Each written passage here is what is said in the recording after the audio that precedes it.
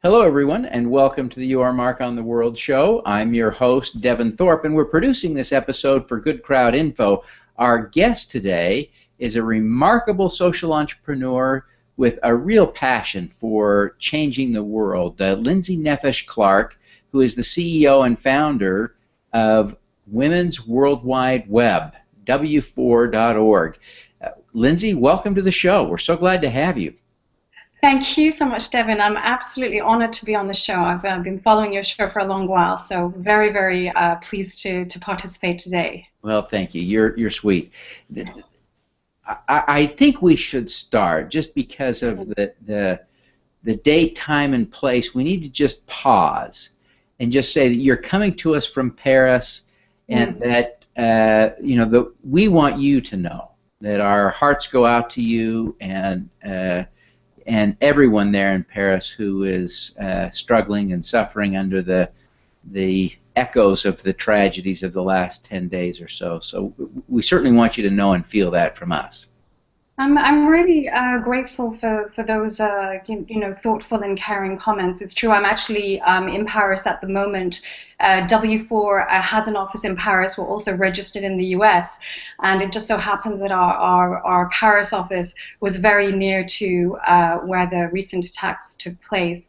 Although it's been a very emotional time and people here have been very shocked by the recent events, I was here and our team participated in the Unity March, the Unity Rally, and that was very inspiring, a real source of hope. So, I mean, 2.5 million people, that must have been an inspiring opportunity to be there.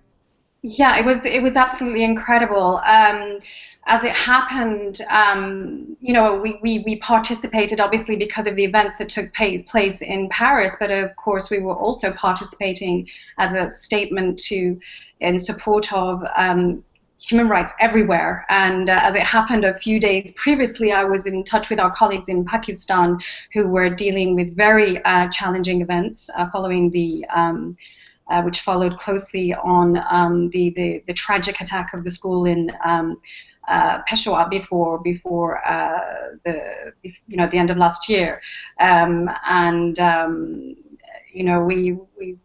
then there was the event in Paris, and it really makes you realize, and of course everything that's been happening in Nigeria, that this combat to protect human rights and to combat extremism, it applies to all of us everywhere.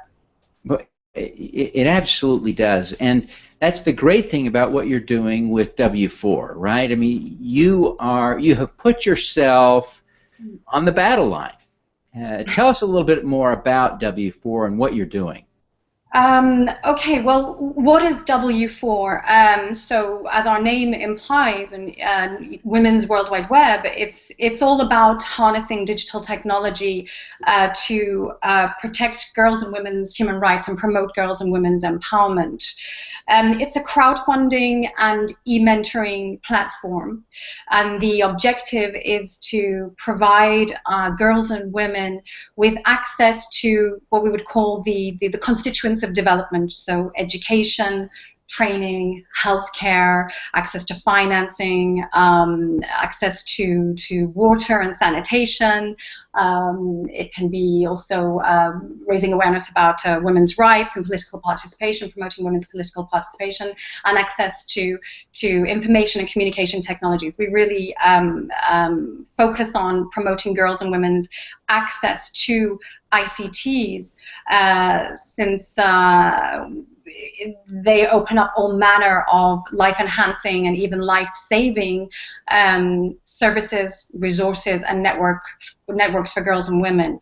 And this is in both developing and developed countries. So if you log on to W4 and you will have a portfolio of projects that you can support either financially or in kind through e-mentoring.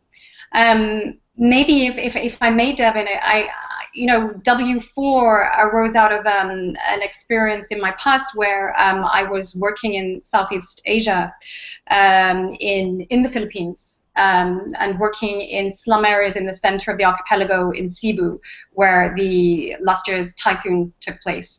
And the objective of those programs was to provide education for children living in slum communities and in cemeteries.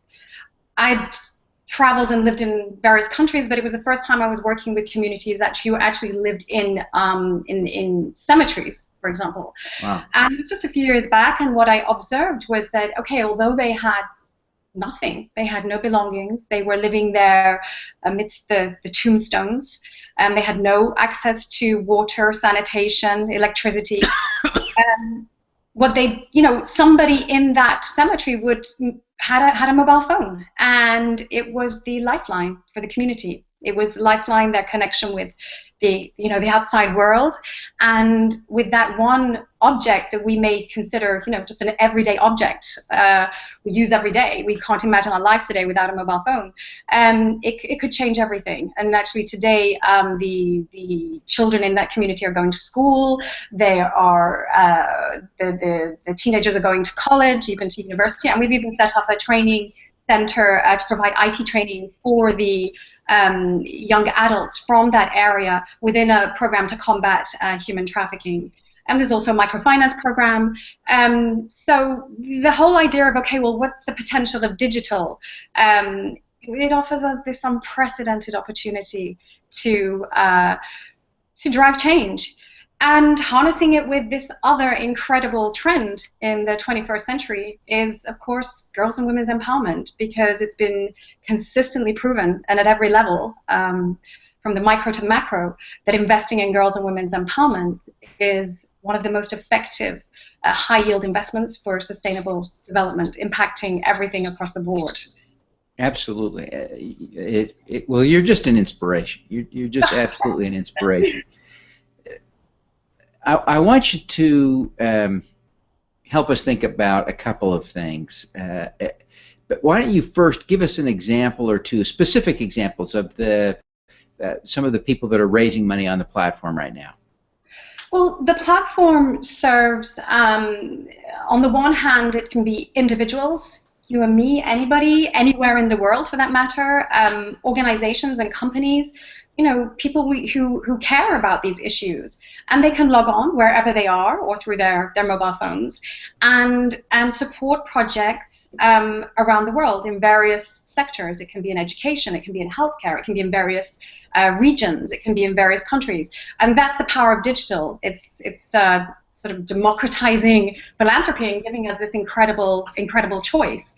So on the one hand, it's really a platform to connect people who care about these issues, and on the other hand, really grassroots, community-driven, bottom-up, community-driven projects that are working to protect girls and women and promote girls and women's empowerment, which has a multiplier effect. It has an impact not just on individual girls and women, but obviously on their families and their communities and wider society.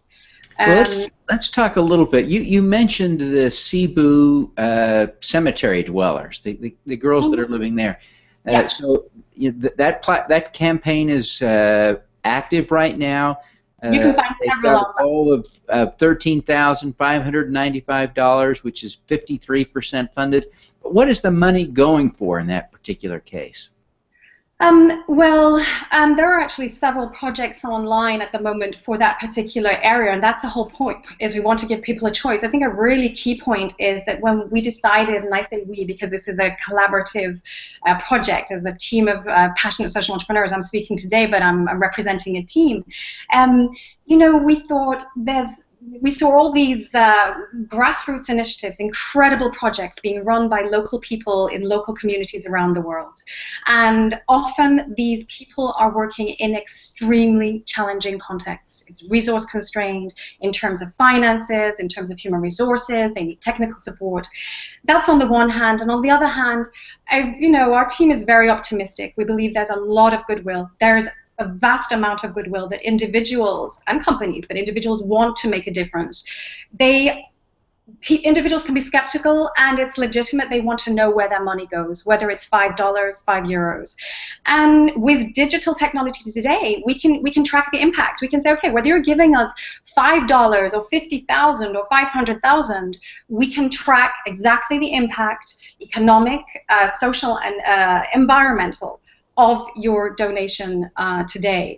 So, and the whole idea behind the platform was, we thought, okay, you know what, we're going to guarantee to individuals that 100% of your donations, and I mean 100%, go to those field projects, and we will track the impact.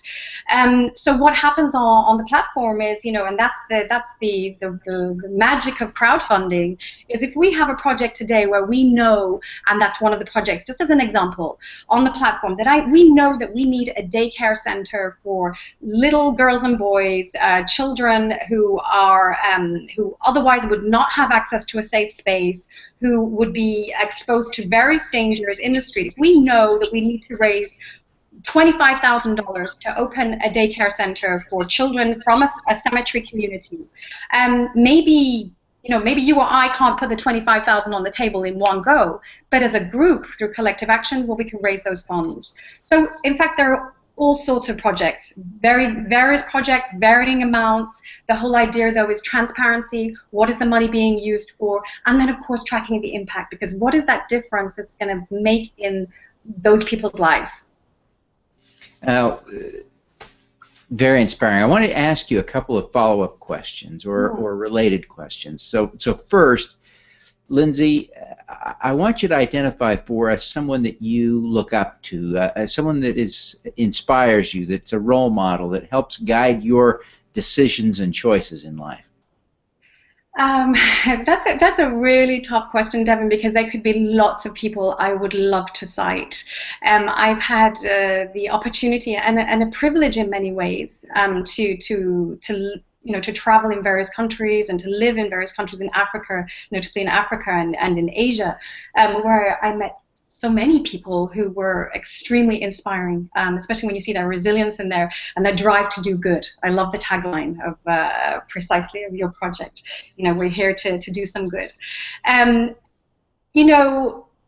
think today I would have to cite a person who unfortunately is no longer with us, but because I'm constantly I constantly think about this person. It's a young woman called Farida Afridi, 23 years old, and born in the tribal zones in Pakistan. And where W4, our platform, we have a field program, we have a field project there. And a few months before Malala Yousafzai was shot, Farida Afridi, who was a co-founder with her sister, a young 23-year-old, and you have to imagine, Devin, we're talking about the tribal zones, one of the most conservative, highly dangerous areas for women, girls and women, where I think it's a crazy 93% illiteracy rate. And there were these two sisters, Farida and Nausea, who founded this project to try to protect girls and women's rights in that region. And a few months before Malala Yousafzai was shot, Farida was on her way to the office, as she would every day, and she was assassinated. Of course, that didn't make the headlines, and thank goodness these issues are making the headlines. And again, our team is very optimistic. We think there's a virtuous momentum at the moment. But I think of Farida, I think of her colleagues, because that was not the end of the story. Our colleagues that in that region, I mean, they had a bomb decimated their offices last year. They were obliged to relocate their office. They're constantly facing the most difficult threats every day to their safety, to their everyday safety, and living in an unimaginably tense environment. I mean, we spoke about Paris, but what happened in Paris is happening every day in places like that. And I suppose all of that to say that I would think of somebody like Farida, where you think what an absolutely incredible willpower to want to make a difference, to change the lives, to change life for girls and women and for the community and for the wider society. And these are she's a hero. She's a heroine. These are everyday heroes, and they are across the world. There are countless such everyday heroes. So I think of Farida as I think of countless other people whom I've had the privilege to meet, to move forward with a project like W4, and in face of these kinds of obstacles we can face. What's the kind of obstacle that W4 can face? Apathy, indifference, skepticism, and just to remind ourselves we know why we're doing it, and we must continue that every day. Now, you have been very successful in a lot of ways. You're clearly very accomplished. You're having a huge impact around the world. Everyone who's listening to this show has one thing in common. That is, they want to do more good, want to have more impact. Give us a tip. Give us a suggestion. Give us some way to increase our impact. Spontaneously, what I want to say in response to that question is that, digital technology, the fact that we can be connected having this conversation, and I hope there'll be several people listening in and watching this, and we really today have this incredible unprecedented opportunity to drive change, to be individual change makers. And something I often think about is that this age is and it's been so recent, this change, it's like the last decade, but this age is connected and collaborative, and the local is connected to the global, and we have networks and communities, and the result is that we can really catalyze incremental change, individual incremental change, to achieve exponential impact. And so often I think to myself, we must never ever underestimate the difference that we as individuals can make. Because it might just be that our action, my action, your action, could be the action that makes a difference, that drives change to tipping point. So, that's just spontaneously what I would want to say. That sometimes it requires trust and goodwill and faith to say, what, I will give, I will donate, I will trust that I'm going to see the impact of this donation. Just never underestimate the difference that can make, and it can be life-changing. We're seeing it every day at W4, how even $5 can be life-changing, and not only life-changing, life-saving. It can literally save lives. Well, that is such a good take-home message for us, to remember that $5, whatever we can give, can really be the difference in life and death for someone. What a great takeaway. Now, before you go, Lindsey, I want to ask you to tell people how to be in touch with you, how to learn more, how to launch a campaign, how to fund a campaign. Give us a quick rundown of how to do all this. It's very easy. You just go on to w4.org, so that's W the letter, number 4.org, and you can log on. And if you want to create your campaign, if you want to start fundraising for a project, you'll find an entry that says create your project. And if you want to give and support, and I can only encourage people to do that, then you have myriad opportunities to do so on the platform, and we would love for you to connect with us. You can also write to me. It's lindsey@w4.org. It's really a collaborative project, so we're constantly welcoming people and inviting them to get involved. So we'd love to hear from you. Wonderful. Well, Lindsey, thank you very much for being on the show, and we wish you every success in growing and scaling W4. We want to see you absolutely flourish. Thank you so much, Devin, and thank you really for this opportunity today. I'm really grateful. Thank you. All right. Let's do some good. Let's do